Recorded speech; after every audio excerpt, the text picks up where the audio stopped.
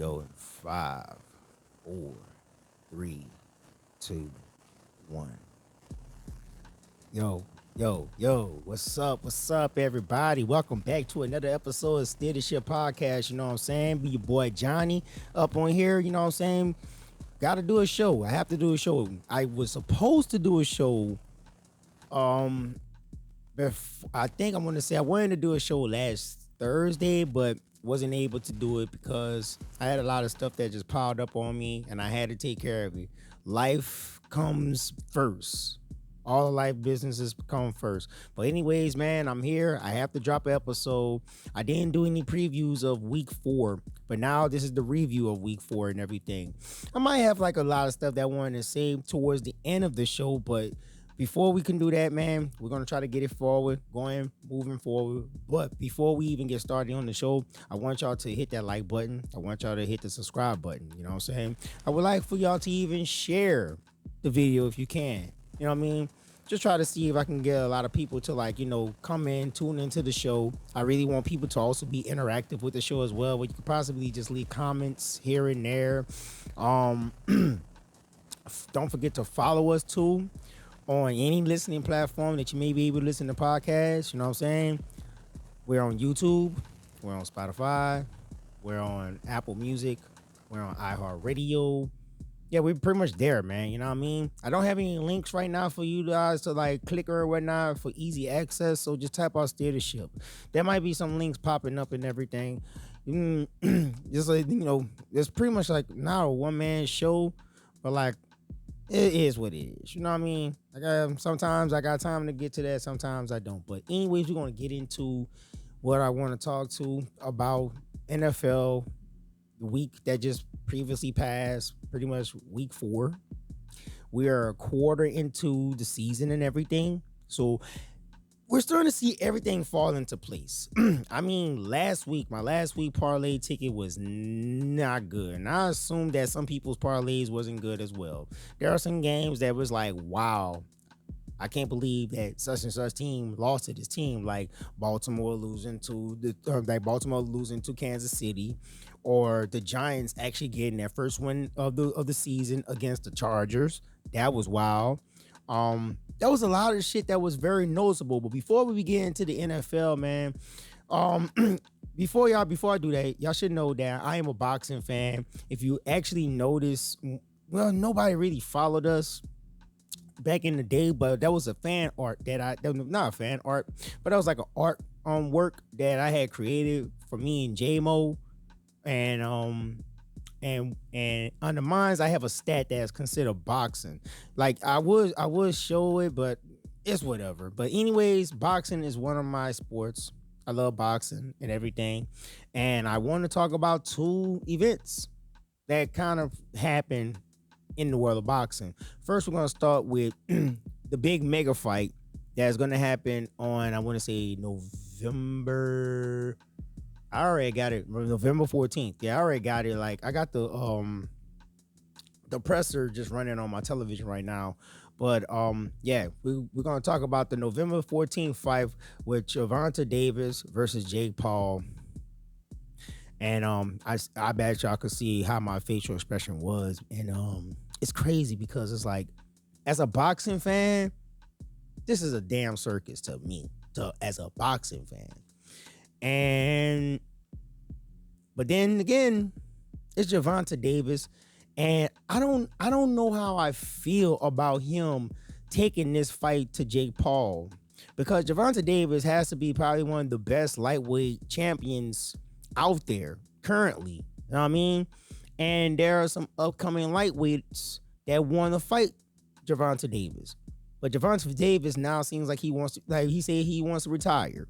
His last fight was against Lamont Roach, and that fight right there was like, we wanted to see that ran back again, but he didn't want to give Roach the rematch. He basically said, I'm done with the sport. So you're done with the sport, but then you decide that you was gonna do a fight with this guy Jake Paul. I don't get it. I just don't get it, but then I get it, because it's a payday. This is a payday. Once Gervonta Davis makes this bag, he can ride off into the sunset. And he can ride off into the sunset where he doesn't give a fuck what we think. That's the one thing that's the one thing that he's holding. He don't give a fuck. His fucks has ran out.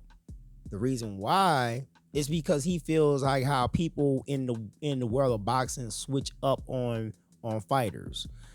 I don't know exactly what he is pertaining to, but whenever I hear him saying something like that, I think of the lines of Shakur Stevenson, where how Shakur Stevenson can't really sell fights because his fighting style, which is not technically boring, but the thing about it is Shakur Stevenson needs to fight somebody who is going to that's going to bring that dog out in him that we as true boxing fans know he has this dog in him.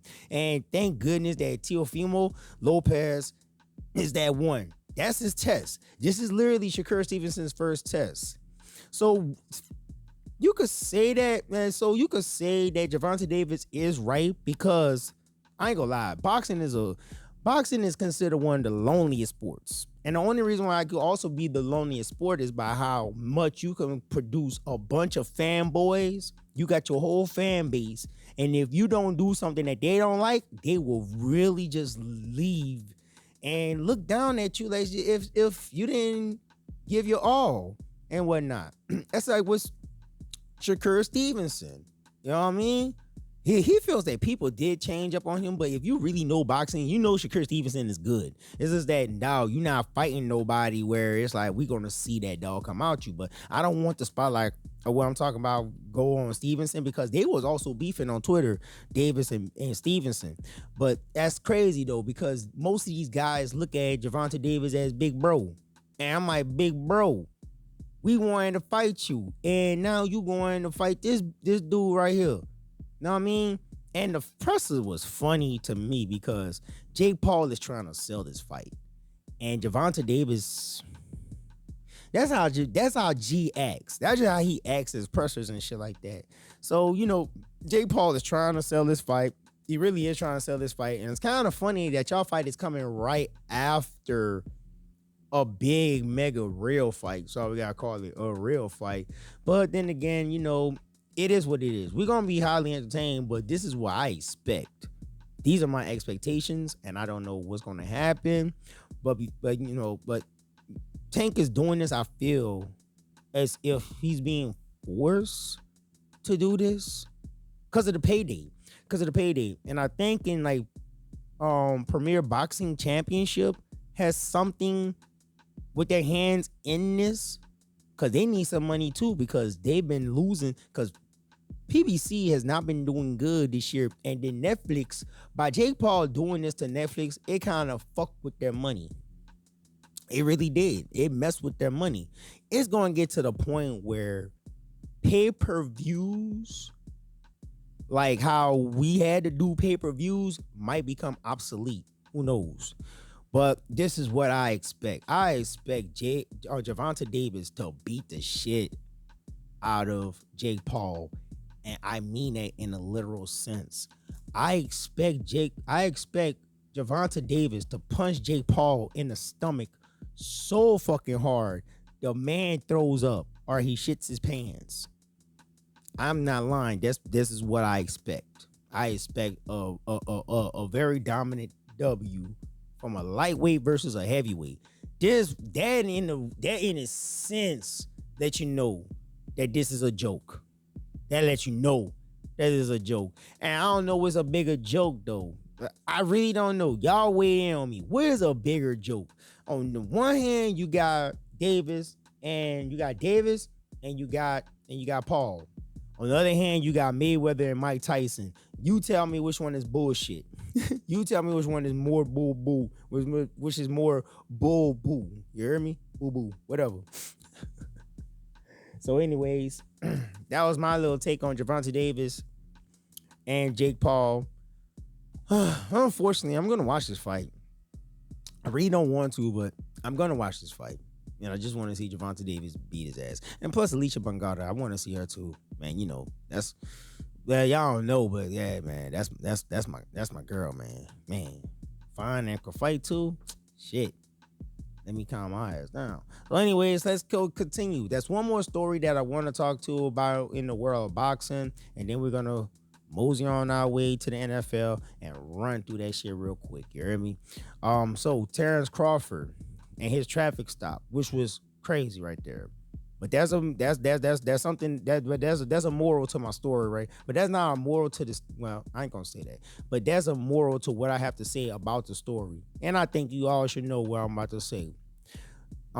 So Terrence Crawford, obviously, if you didn't know, was stopped by the police in a traffic stop a day after his parade, and that day happened to be his birthday.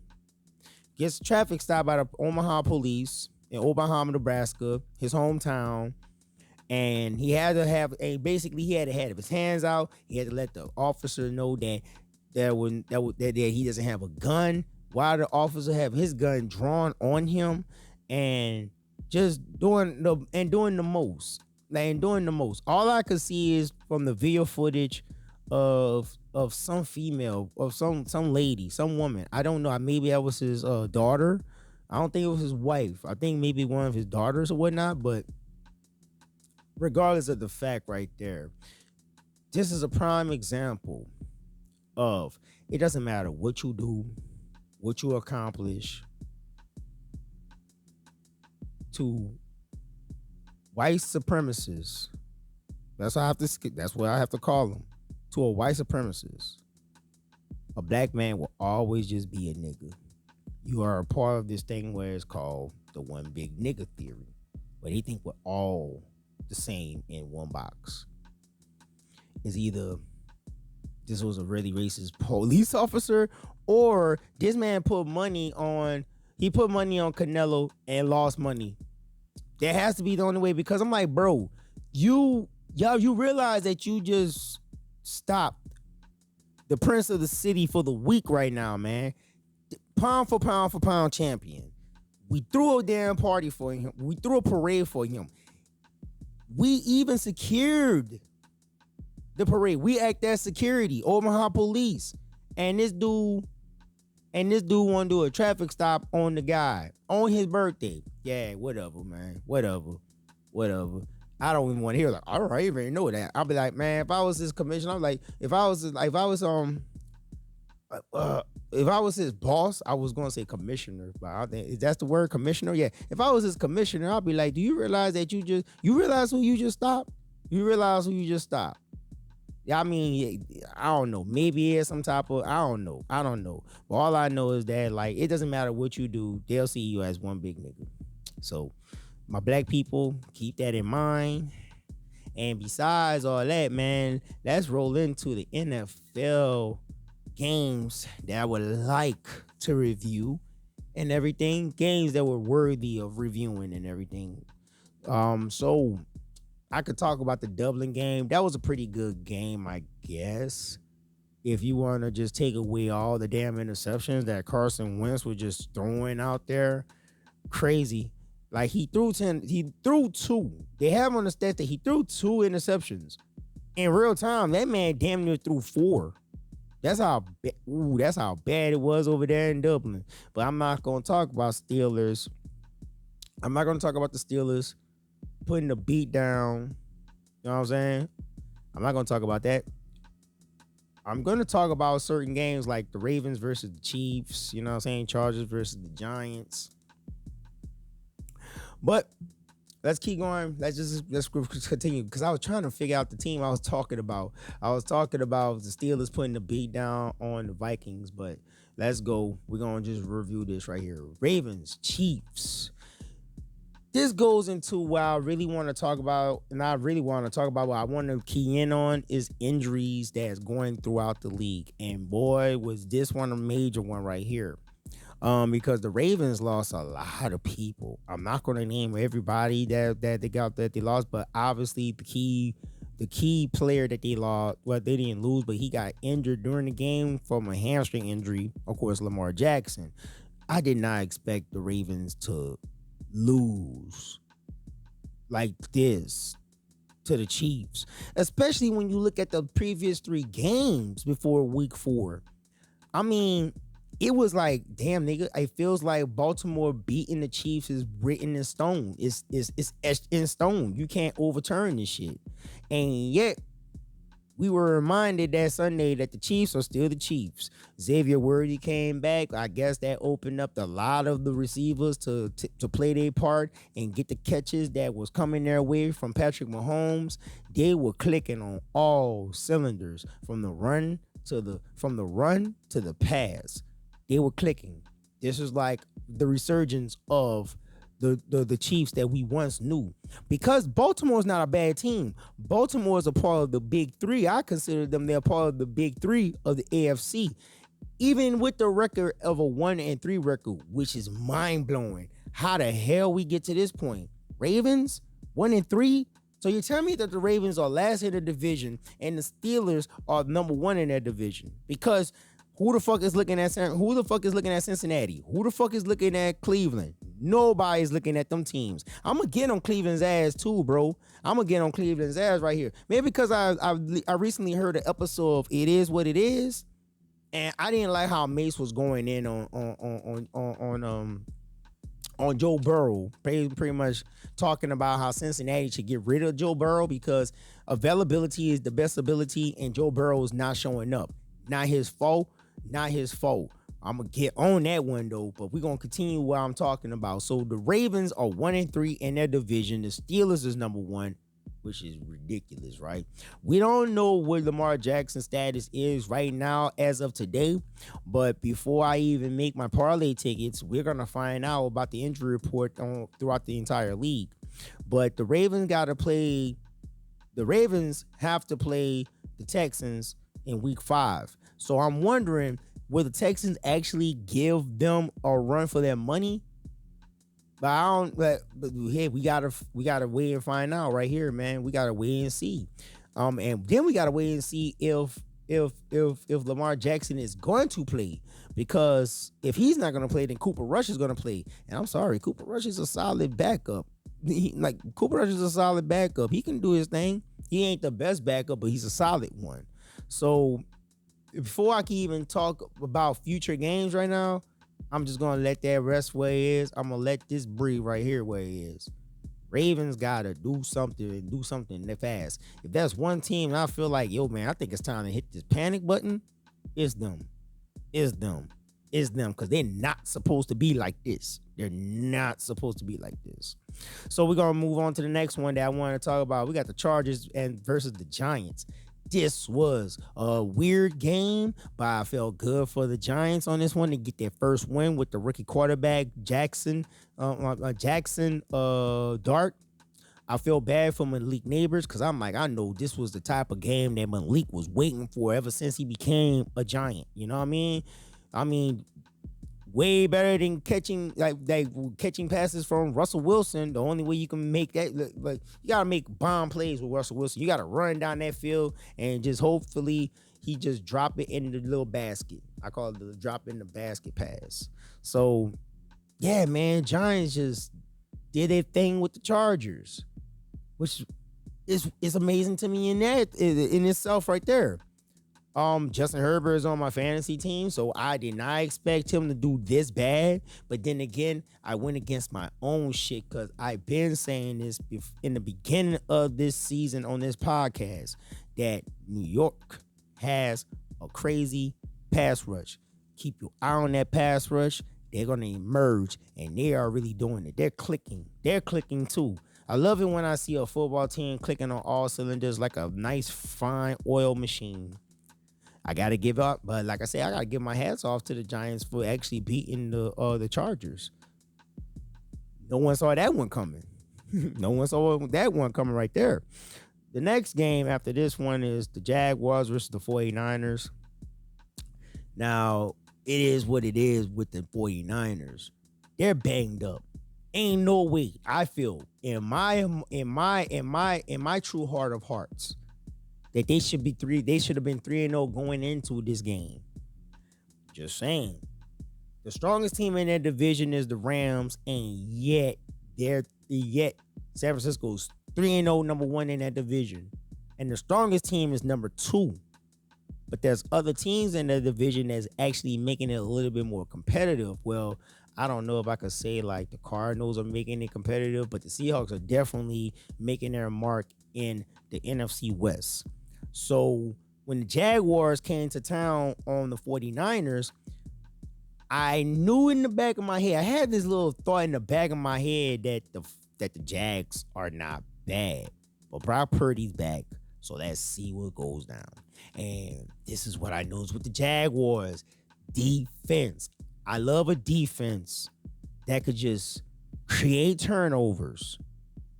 Make your wide receivers pay whenever they want to run a route in the middle of the field.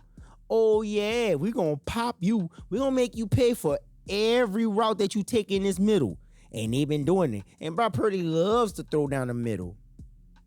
Them receivers getting toe up in the middle, man. They were getting toe up in the middle. And, you know, by them making and creating turnovers, I mean, this was an amazing performance from them, even offensively. You know what I mean?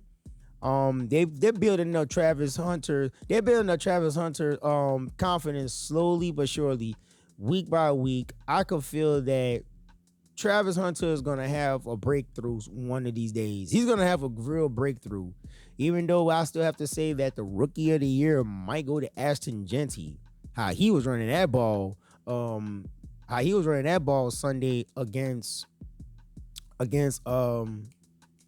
damn, man, I know who the Raiders just played, man. I'm tripping. Why is in my head? The Bears. Even though like how he did the Bears, I was like, damn, man, that boy run angry. I like it though. I like it. But like yeah, man, them Jaguars, man, they put that belt. They ain't put it like did they why would you consider it belt to ass what they did to San Francisco? Would you consider it belt to ass what they did to San Francisco? I'll consider it belt to ass what they did to San Francisco. Anyways, with that, man, Jags, keep the momentum up, man. Keep that shit up right there. Next game that we're gonna talk about is Eagles versus the Bucks. Now, I'm not gonna lie, I thought that the Bucks was gonna do better than what I thought, but the Eagles showed me who they are, the most winningest team in the NFL. They gonna find a way to win. That fake touch push with a run in from Saquon Barkley was funny too. But yeah, these the Eagles right here, man. The Eagles are basically showing how dominant they are. They are the dominant team in the NFC. They are the team to beat in the NFC. You hear me? So I'm giving my respect to Philly. That's all. I gotta give my respect to this team right here, because this team is like, they just doing their thing. They getting them W's, and I think that's all that really matters. They getting them W's. Even if it's like a stump down, or it could be a game where it's going back and forth. The Bucks, though, man, they're going to be so good when Mike Evans comes back. Chris Godwin's there. The rookie, Ibaki or something. I forget how to pronounce his name. That boy, he doing real good, bro. He doing hella good. That last game when he had, that was a touchdown he made where he just burnt the defender and just walked. He walked into the end zone. So the Bucks just gotta get back into the lab and everything like that. The Eagles are doing their thing. They just keep this shit rolling, man. They just keep it rolling. And speaking of divisions, the Bucks are number one in the NFC South. Atlanta look like it's the only team that can actually become in second place, because Carolina don't know what's going on with them, and I'm gonna talk about them towards the end of this shit. Carolina don't know what they doing. Saints is trying to find a win, but they just can't find a win. It's ridiculous with the NFC South. And when you have with the NFC East is starting to get really competitive. If the Cowboys could just start winning games and try to keep up with them, and then once Jaden Daniels comes back for Washington, and now New York got that now New York has, I guess, their confidence in darts, this can be a really good competitive of the conference division, whatever you want to call it right there. You hear me? It's like, yeah, these boys got it. Whew, man, forgive me, guys. I am getting so tired. I'm getting so tired right now, but we're almost getting to the end of this show. Then the last game that I want to talk about is the Cowboys versus the Packers, the tie game. That game was like going so forth, back and forth, back and forth, back and forth with points. I'm just convinced that both teams got trash defense. I don't think this is what Green Bay with Michael Parsons was expecting. I don't think that. And Dallas, I don't read like it's like Dallas, they're okay with this one. They're okay with having a tie with this. I'm like, y'all shouldn't be okay tying with the Packers. I don't give a fuck. I don't think they should be okay tying with the Packers. But when it came to overtime, it looked like Dallas wanted to win more than Green Bay wanted to win. Especially with the play calling they did pretty much with not that much time left on the clock. It's like, goodness gracious. Do y'all want to win? Do you want to beat the Cowboys? I don't think they want. I don't know. I think they just wanted. Well, they wanted to win, but it got just to the point where it was sloppy time management, and you had to just kick the field goal. I really don't know who the Cowboys play next, but I'm gonna check it out, obviously, because got to do the parlay and all that. And those are pretty much my teams that I actually had to just watch on this one. You know what I mean? The Packers. At first, I'm thinking that the Packers was that team in the North. Then out of nowhere, Detroit found themselves, and Detroit is beating the crap out of teams here and there, left and right. You heard me?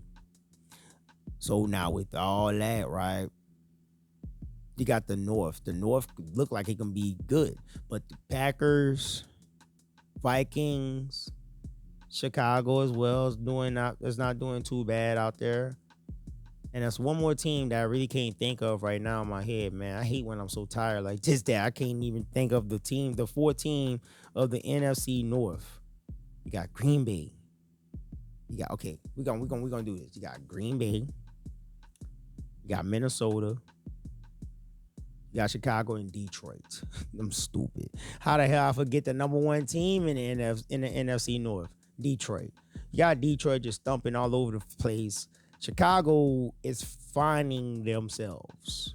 Chicago is finding themselves, but I feel like some people think that Caleb Williams is not too confident enough, so he has to be more confident even when they're down and out, whatnot, because Caleb Williams can be like that, but I don't think I don't think Caleb Williams is like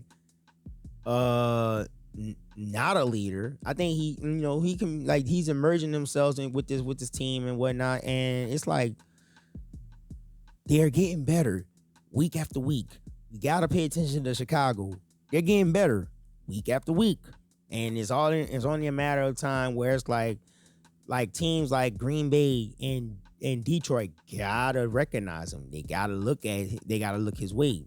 So anyways, with all that, I'm about to end this show because I'm tired. And we're almost to our 30-minute mark. I was gonna go off on my Panthers. I feel like I should save that for another day. I feel like I should save that for the next episode. So anyways, thank you guys for rocking with me and all that. I am tired as hell. I'm about to go lay it down. Don't forget to like and subscribe to us on any listening platform that you may be able to listen to podcasts. And don't forget to share. You know what I'm saying? I guess, just interact with your boy. We're going to keep doing this. We're going to keep moving. We're going to keep flowing. And I hope you guys have a good morning and peace. I'll see you guys later.